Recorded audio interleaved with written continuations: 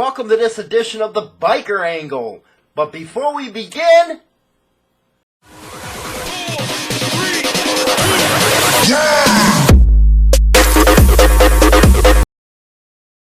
And welcome to this edition of the Biker Angle. It is 10/11 of 2018. Hopefully everybody down in Florida, you guys took shelter during this big-ass hurricane and everything's going all right for you down there. Gonna be a hell of a cleanup effort. This is the third largest that's hit the United States in over 100 and something years, man. So hopefully you guys are all safe and doing well and hunkered down and safe. Also want to get some shout outs out there and some really heartfelt thanks to a lot of guys that have been helping out with Neon. As you know, Neon is having a lot of trouble. His family and stuff are hurting a little bit. And we have actually he has a GoFundMe page that we have been putting out there, and the response has been wonderful. I wanted to mention Longrider and his old lady. They really stepped up and helped Neon out. And Longrider is a great friend to the show, and he's real supportive of the channel. So we really appreciate you, Longrider. Dirty Deez, Brothers Vengence Red, Michael Boyle, Ant, Terry Horn, Michael Hemann, and Russell Littlejohn. I really appreciate you guys' help and the support that you gave Neon. You guys are really awesome. So, again, shout out, thanks. You guys are just, I can't say it enough. You guys are awesome.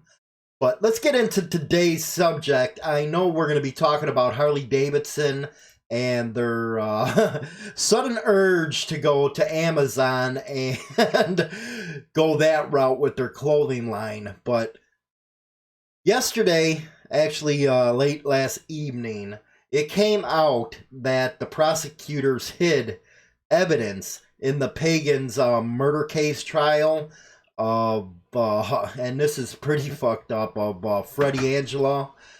3 staffers have come forward to put this out there, that this DA did this. I don't know what it is with DAs. Now, we don't only have it in this Pagan case, but as you know, we had that corrupt one down in Waco, Texas, Reyna, that pulled the same kind of shit. 3 longtime staffers in the Atlantic City, or the Atlantic County Prosecutor's Office, have come forward to accuse their boss, Prosecutor Damon Tyner, of possibly hiding evidence in a high-profile murder case. I know this to be true because I've seen some of this stuff that was sent to us that never made its way to trial.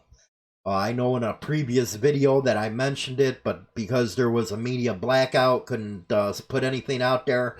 But yeah, there's evidence that Freddy wasn't involved in this, and the prosecutor never brought it up. Days after the Atlantic County prosecutor celebrated one of the biggest wins of his career with a conviction in the April Kaufman murder, he is now under attack for allegedly violating ethics in that case. And let me tell you, this guy went overboard. But hey, it's a New Jersey thing with these politicians. This guy straight up hid evidence and refused to call witnesses that could have got Freddy off the case.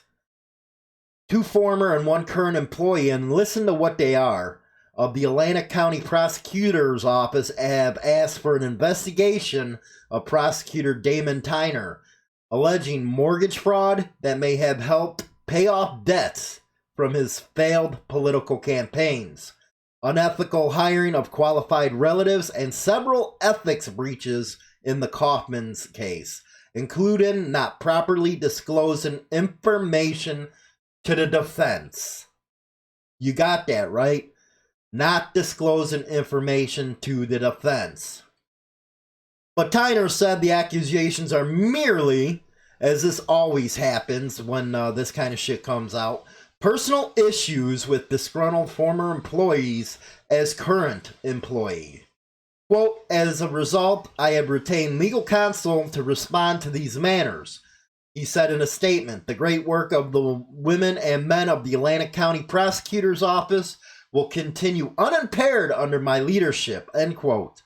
The 21-page letter signed by one-time acting prosecutor Diane Ruberton, retired Lieutenant Heather McManus, and current Assistant Prosecutor Donna Fetzer was sent to the U.S. Attorney and State's Attorney General on Thursday, 2 days after a jury convicted Ferdinand Augello of murder, racketeering, and attempted murder after less than 2 hours of deliberation. So these just ain't any employees coming out and making these allegations. There are people that were prosecutors, ex-prosecutors, current ones, what have you. They're people with some type of reputation. So that disgruntled employee shit ain't gonna fly too much.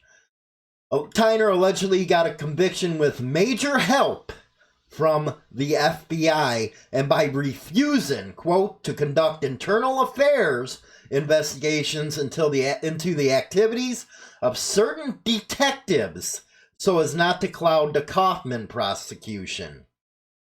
And one of the letters I do have mentioned this certain person going to the FBI and being held back.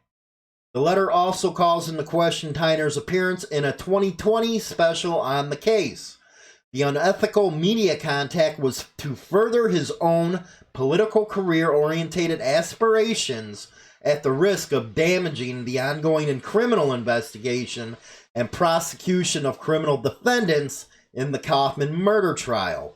The complaint alleges, quote, these are serious allegations which go to the heart of a fair trial, Augello's defense attorney Mary Linehan told Breakin' AC on Monday. Quote, I will review the information available and undertake an investigation starting Tuesday, end quote. A motion for a new trial has already been filed, she said, that will be heard in December. Augello himself has long made allegations against the prosecution in social media posts through an intermediary. And this he has. He kept on going out there saying this was going on, that was going on. But again, that's the way the court system works. Never lets the evidence come to, the forefront.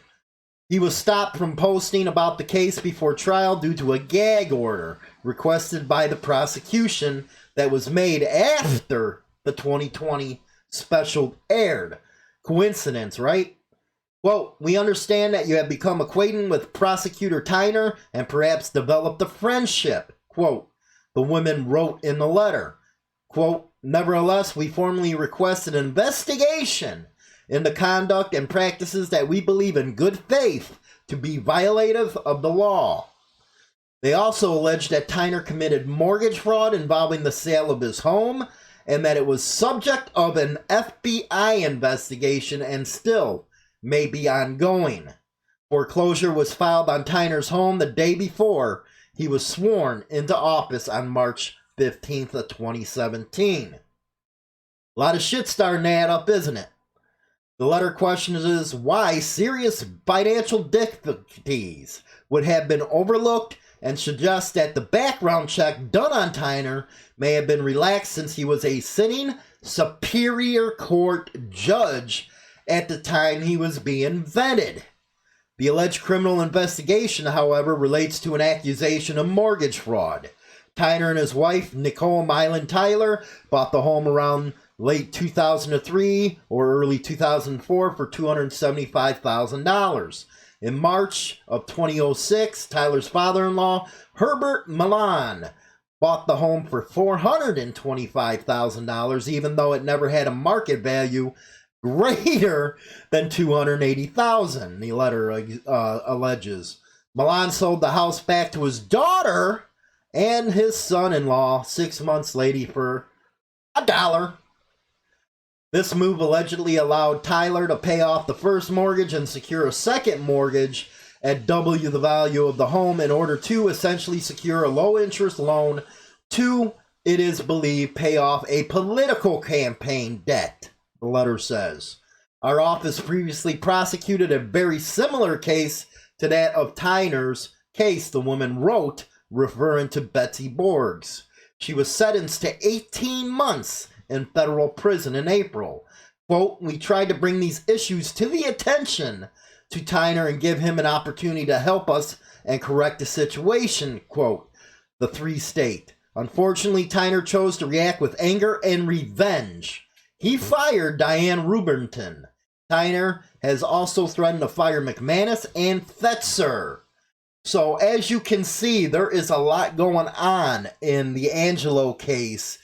And it just goes to show you how off-strung these prosecutors are.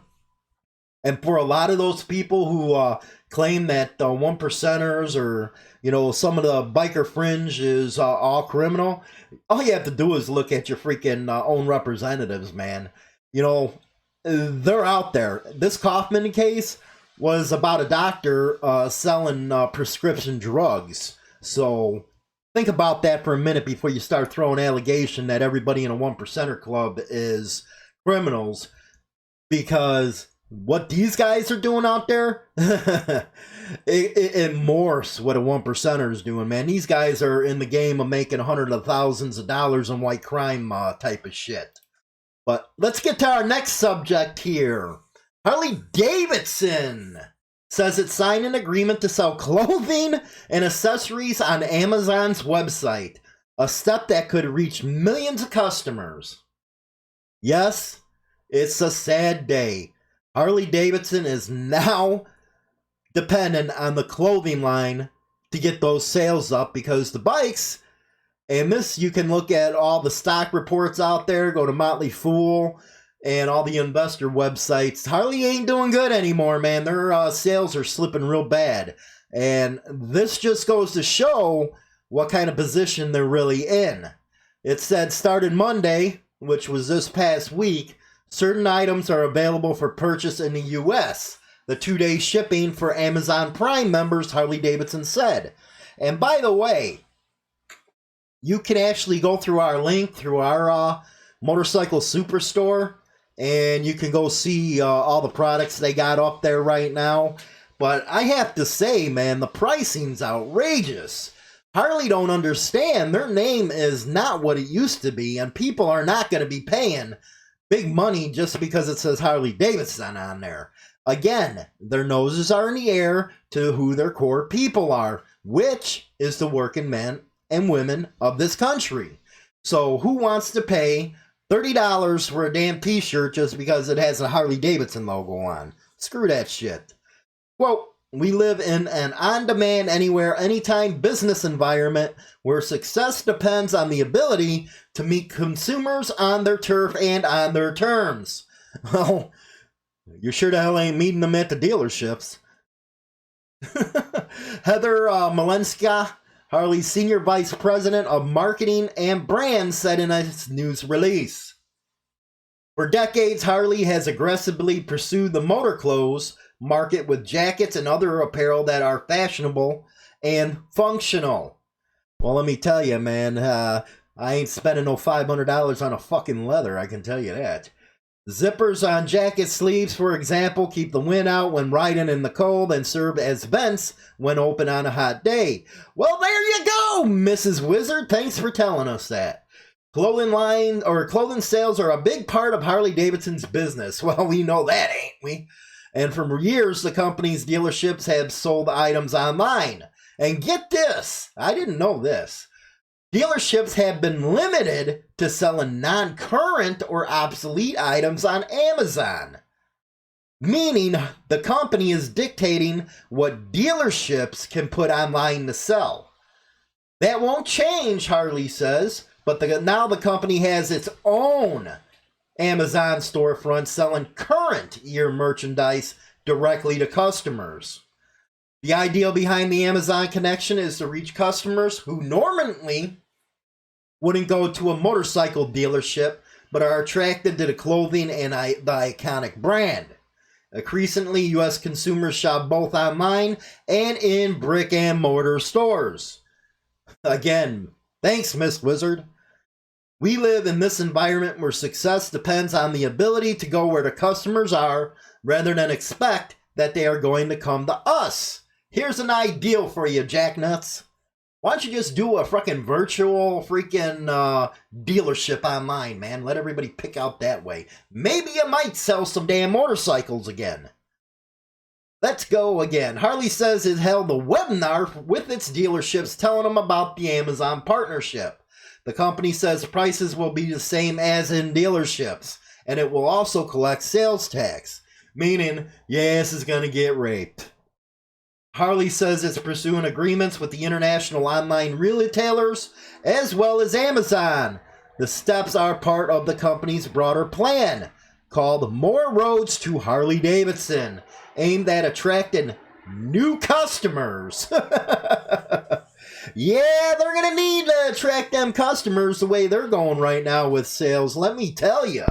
But that is the news for today. Again, I appreciate everybody donating to Neon's GoFundMe page. It really helps out. You know what? It's taken a lot of load off of them. I really appreciate all the support that everybody gives the biker angle. Love your comments, and I love the debate. And that's one thing I want to tell you, because I actually got a comment like that, where people thought that Insane Throttle would ban you if we didn't like what you had to say.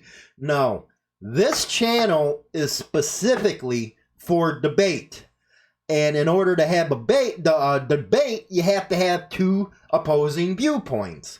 So, Insane Throttle, unless you're being an idiot, man, you're just out there swearing up the fucking storm, or you're not being freaking smart about your debate. Yeah, then at some point it's like, you know, what the hell, get out of here, fucking jacknut.